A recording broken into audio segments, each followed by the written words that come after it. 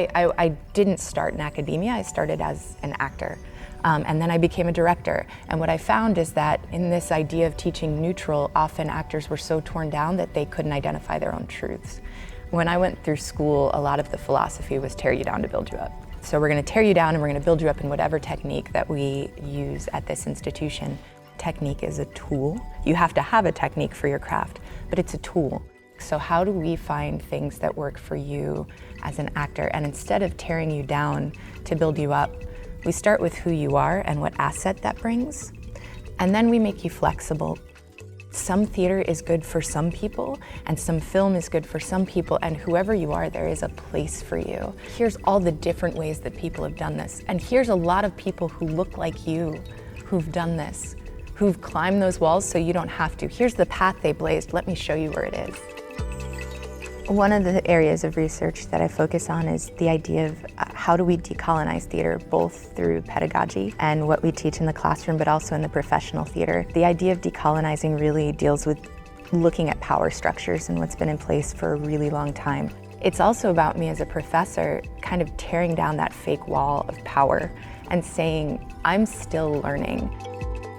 It's great if you have diverse shows where actors are working, but until the people who are writing grants, who are making the decisions about what the season is and who we cast are more representative of the communities that they live in, the stories we hear are going to be the same.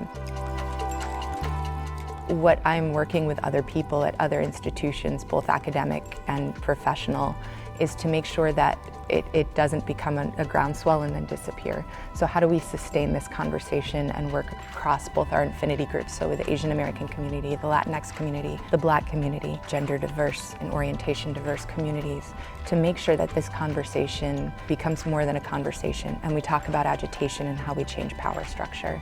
And it's something that then I bring into the classroom and our students work on. I'm fortunate in that I work with really caring faculty, and specifically in the performance faculty, with people who are well connected, and so our students are constantly being exposed to internships and job opportunities and auditions. We talk about what's your research, what's your teaching, and what's your service. And for me, it really is about engaged scholarship and practice. So the work I'm doing comes into my acting technique. It changes the way that I look at students, and I look at the techniques I've been given, and then I change what they're doing in the classroom. And I know it's working because they're getting jobs and they're getting into grad school and they're producing really excellent work on stage. We're helping build citizens and good human beings who will go into work. And I'm building the people that I hope are running things and creating a world that I want to live in and work in, both in my craft and in my art, but as a society.